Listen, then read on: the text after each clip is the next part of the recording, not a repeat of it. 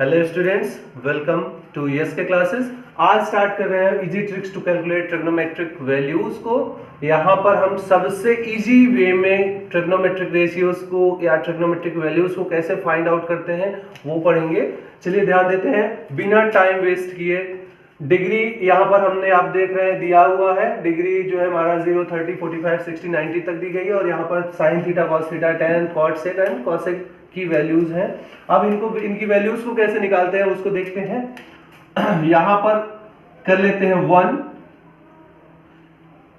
Numbers तो आप जानते हैं 0 से स्टार्ट करते हैं। 0, 1, 2, 3 एंड 4। इन नंबर्स को करते हैं 4 से डिवाइड। यहां पर हम कर लेते हैं इन सभी नंबर्स को 4 से डिवाइड कर लेते हैं और इनको अंडर रूट में रख देते हैं। ये इनसे जो हमारे सॉल्यूशंस मिलते हैं हम इन्हीं से आसानी से इन सब की वैल्यूज को निकाल सकते हैं। 0 को 4 में हम डिवाइड करते हैं, को अंडर रूट में रख लेते हैं। अब ध्यान दीजिए, यहां से स्टार्ट करते हैं वैल्यूज को लिखना, पुटअप करना। यहाँ पे किसी भी नंबर्स को 0 से डिवाइड करते हैं तो हमारा आता है 0, और वो अगर अंडर रूट में आता है 0, क्योंकि यहाँ से ध्यान दीजिए 0 अंडर रूट 0/4 करेंगे तो ये हमारा आता है 0 से डिवाइड करेंगे रूट 0, ये आएगा टोटली 0। तो यहाँ पर जो साइन थीटा की 0 डिग्री की वैल्यू होती है वो 0 आएगी। फिर आते हैं इस पर अंडर रूट 1/4। अंडर रूट 1/4 को हम ऐसे लिख सकते हैं, तो यहाँ पर ये under root 1 upon under root 4 लिखा जा सकता है, क्योंकि अंडर रूट 1 की वैल्यू 1 ही होती है और अंडर रूट 4 की वैल्यू हो जाती है 1/2। तो यहाँ से हमारा आ जाता है 1/2। और फिर आते हैं इस पर रूट 2/4। रूट 2/4 का रूट 2/4 को हम ऐसे भी लिख सकते हैं रूट 2, या पहले इसको डिवाइड कर लेते हैं 2 1 जा 2, 2 2 जा 4। तो ये हमारी आ जाती है value under root 1/2। Under root 1 ऐसे इसको भी लिखा जा सकता है under root 1 upon under root 2। तो अंडर रूट 1 की वैल्यू 1 ही होती है, तो अंडर रूट 2 ये हमारा आ जाता है 1/√2 की। ये हमारा आ जाता है sin 45 की वैल्यू 1/√2। आगे देखते हैं रूट 3/4 को। रूट 3/4 भी समझते हैं। यहाँ पे आएगा, हम इसको लिख सकते हैं रूट 3/√4। तो इसको लिखेंगे रूट 3/2 लिख सकते हैं। तो ये हमारे sin 60 की वैल्यू आती है रूट 3/4। यहां से हम इसको कन्वर्ट कर सकते हैं। यहां पर हमारी वैल्यू आती है रूट 3/2। इसको लिखिए। यहां पर देखते हैं 4/4। रूट 4/4 जो हमारा होता है ऐसे लिख सकते हैं। यहाँ पर 4 1 जा 4 और 4 1 जा 4, रूट 1/1। तो इसको केवल 1 रूट में लिख सकते हैं और इसकी वैल्यू जो होती है 1 होती है। तो मीन्स कह सकते हैं साइन 90 डिग्री की जो वैल्यू होती है वो हमारी आती है 1। अब इसी का जस्ट अपोजिट मीन्स यहाँ से रिवर्सिंग लिखना स्टार्ट कर देते हैं तो ये हमारी कॉस की वैल्यू आ जाती है। यहाँ से इनको पलट लेते हैं तो ये आता है 1, ये आ जाता है यहाँ पर रूट 3/2। उसके बाद यहाँ पर जो वैल्यू है वो एज इट इज रखी जाएगी।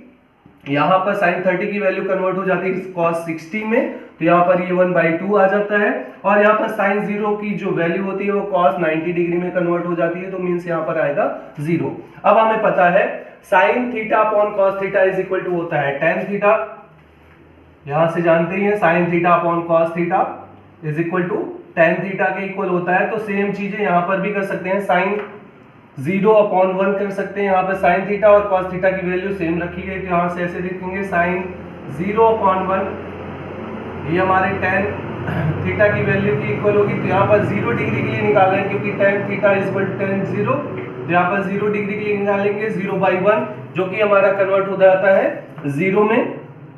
फिर यहाँ से भी वही चीजें कर लेते हैं। अब की बार हम ले लेते हैं 1/2 अपॉन रूट 3/2। तो 1/2 अपॉन रूट 3/2, यहाँ से 2 से कैंसिल हो गया, बचा हमारे पास 1/√3। तो tan 30 की वैल्यू आ जाती है 1/√3। इसके बाद इसको सॉल्व कर लेते हैं। ले लेते हैं 1/√2 अपॉन 1/√2। यहाँ से भी रूट 2 से कट गया, यहाँ बचा 1/1। तो हमारी वैल्यू आ जाती है यहाँ पर 1। मीन्स कह सकते हैं tan 45 डिग्री की वैल्यू जो आती है वो हमारी 1 आ जाती है। फिर से ले लेते हैं आगे रूट 3/2 अपॉन 1/2।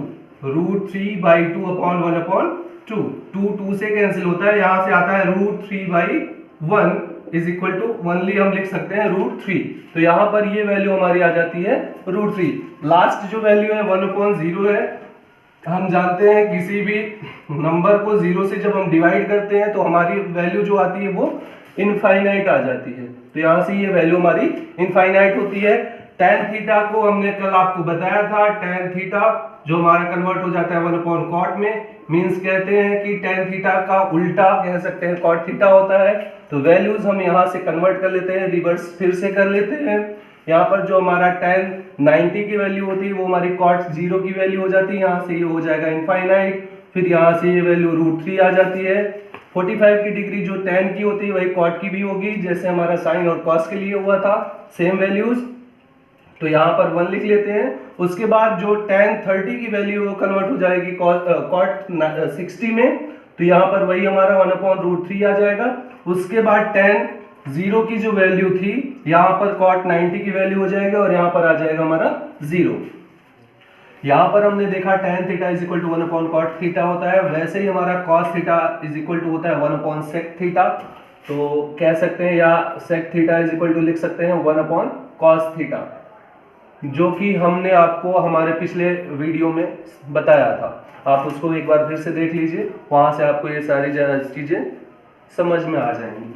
फिर से देखते हैं sec theta is equal to 1/cos theta. यहां से हम कर लेते हैं sin cos 0 की वैल्यू जो हमारी कन्वर्ट हो जाती है। तो sec 0 के लिए जो हम लिखेंगे, sec 0 के लिए 1/cos थीटा की वैल्यू 0 के लिए क्या थी 1/1 इज इक्वल टू 1 हो जाएगा यहाँ से। तो हम लिख सकते हैं sec 0 की वैल्यू जो हमारे आती है वो 1 आ जाएगी। उसके बाद फिर यहाँ पर sec 30 की वैल्यू निकाल लेते हैं। sec 30 के लिए हमारी वैल्यू क्या हो जाएंगी, 30 के लिए वही फिर से 1/√3/2, क्योंकि cos 30 की वैल्यू 1/√3/2, तो हमने लिखा 1। cos 30 की जगह पे क्या लिख लेंगे √3/2। तो ये हमारा √3/2 आएगा, 2 चला जाता है ऊपर, तो यहाँ से आएगा 2/√3/√3। तो 2/√3 यहाँ से लिख लेंगे। उसके बाद लिखते हैं 1/√2।